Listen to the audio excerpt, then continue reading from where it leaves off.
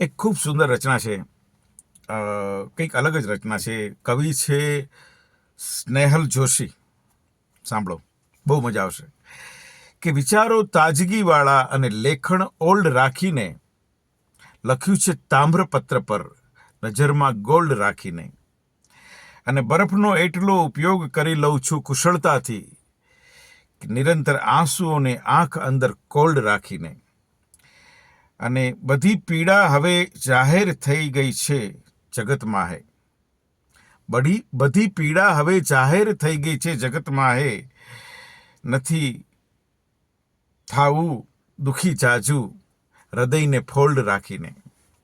નથી થાવું જાજુ દુઃખી હૃદયને ફોલ્ડ રાખીને. અને પછીની કડી છે કે હવે મિત્રો ખુલી જઈએ સ્વયં સામે સહજતાથી. સહજતાથી ખુલી જઈએ બધાની સામે, એકબીજા સામે.